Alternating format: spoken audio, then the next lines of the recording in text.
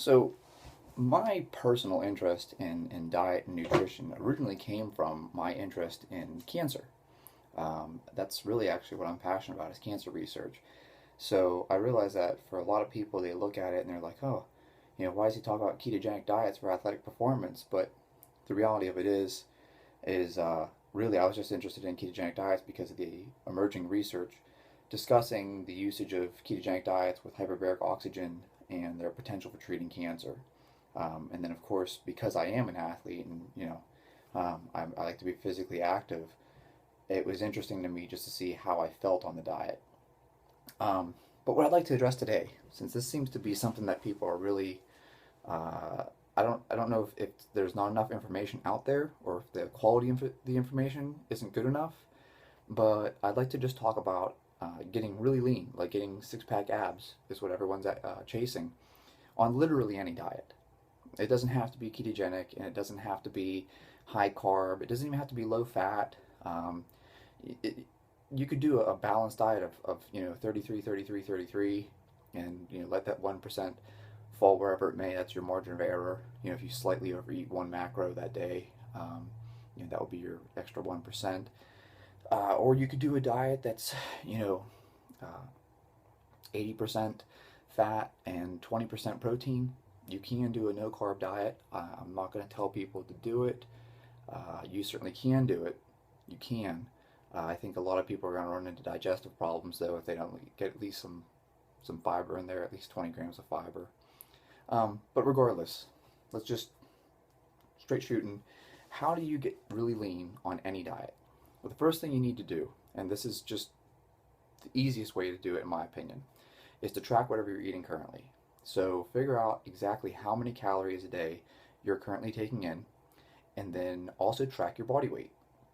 If your body weight is staying the same and you're eating roughly the same number of calories each day, then you know this is like your maintenance level.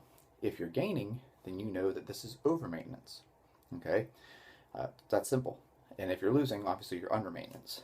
So, establishing that baseline though, where you see what's my body weight doing and how many calories am I eating?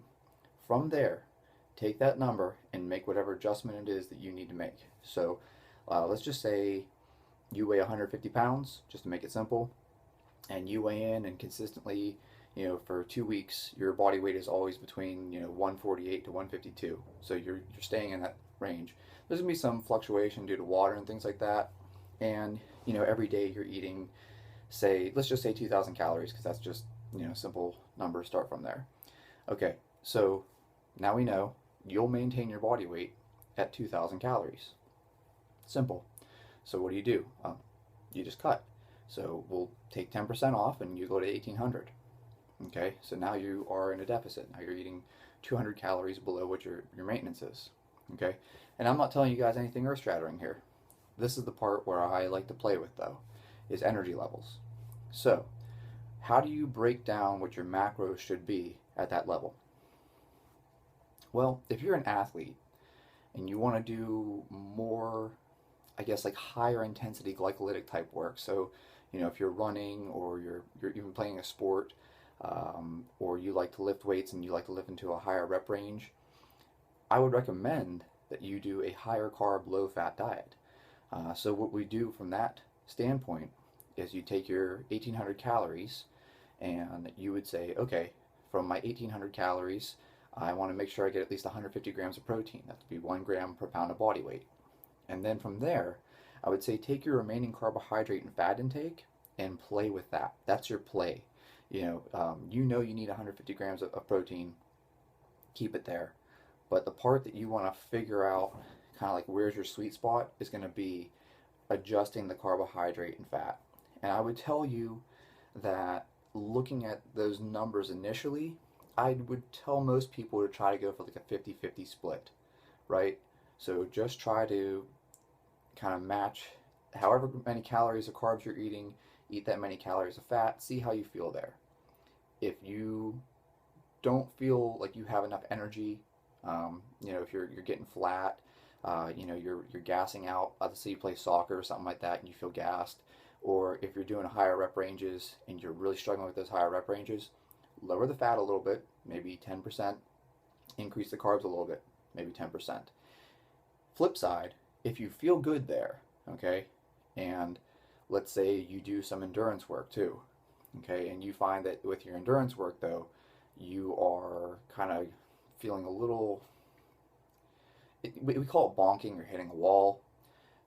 In that case, increase your fat intake by about 10%, decrease the carb intake by about 10%. Okay, see how you feel there.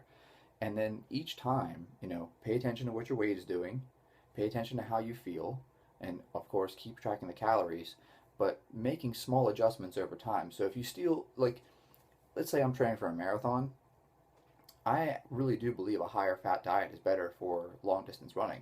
I can tell you that just because I've done it and I feel way better eating a higher fat diet for long distance running. So what do? Well, you just keep slowly decreasing that carbohydrate, maybe 10% each week, and slowly increase that fat, maybe 10% each week, until you find that sweet spot. And you're going to know it. You'll feel it, because when you push it too low and too high, you'll feel off. It's hard to explain it, but you'll see like performance improves, performance improves, performance improves, performance drops, and it'll be a big drop. So then you know to back off. Okay. Same thing goes for if you're shifting towards the higher carb range and you're bringing the fat down. You'll notice, oh, I feel better, I feel better, I feel better, I feel better. Then maybe something like joint pain will set in because your fat got too low. That doesn't really. I hate talking about eating too low of fat because you can push fat pretty low, but I have seen people push it below like 20 grams. When you get below 20 grams, most people, not all people, but most people start experiencing joint pain. So in any case, you'll keep titrating that carbohydrate intake up, keep bringing that fat intake down, and then you're going to hit a point where it's like, I just know this isn't right. Like my joints are sore, I don't feel recovered, and you're going to want to come back up in the fat a little bit, bring the carb down a little bit. And that's honestly the most, it's the most straightforward way I can put it to you. Yeah, we can play with all kinds of funny stuff and do mathematical formulas to figure out like what's the optimal diet. But the reality of it is everybody has a different training style. Everybody plays different sports. Everyone engages in different activities. And so the best thing for you to do is be open-minded and experiment. And like I said, like establish your protein intake. If you're an athlete, obviously that protein is going to be very important for rebuilding your body because you're breaking it down. And you're going to need to have a higher protein requirement than maybe like a sedentary person. And then what you want to do is just kind of play with the carbs and fats based on what kind of training you do. If you're just lifting singles, doubles, and triples, you really don't need a whole lot of carbohydrate. You just don't. You're not burning through your glycogen stores. But flip side, let's say you're doing a lot of hypertrophy work, or heaven forbid, you're an Olympic weightlifter and you decide to do 20 rep squats. You're going to need more carbs. 20 rep squats are miserable and they are not fun, but they are very effective. So in any case, you have to eat to fuel whatever activity it is that you're doing. And like I said, you have to be willing to experiment. So go into it with an open mind. You may settle on a ketogenic diet in the end. You may find that, oh, you know what? I feel good with this really low carb intake, this really high fat. Let me start titrating my protein down a little bit and pushing that fat up a little bit higher. You may feel great. It doesn't work for everybody, but it could work for you. And the same thing goes even for really high carb and really low fat. I mean, I have friends who eat 30 to 40 grams of fat year round, and they feel best even on that really low fat. Their blood work looks good, even their hormonal levels, testosterone and stuff like that, all within good, solid, normal ranges. So there is no one size fits all diet. You can get lean and shredded on literally any diet as long as what you're doing is you're paying attention to where your calories are, where your body weight is. When your body weight stalls, and it's not moving anymore, bring that calorie down a little bit, okay? It doesn't have to be huge. It could be 10%. These huge deficits of like, oh, I'm going to cut it in half tend to just make people feel exhausted, and then they binge because you're under eating so much that your body, like, you start craving food. When you undereat by just a bit, you're not going to have those cravings. It's much more sustainable. I hope this helps. Like I said, I realize that this is something that is really popular. Everyone's trying to get lean. Everyone's trying to get six-pack abs. And like I said, I don't know if there's not enough information out there or if the information that's out there just isn't quality. But I'm trying to give you guys the highest quality information I can. I know it's not cool. I'm not sitting here promoting supplements or some crazy muscle confusion 9,000 workout. I don't have anything cool like that to promote. I just honest, tried, true methods. That's all I can give you guys. So, good luck.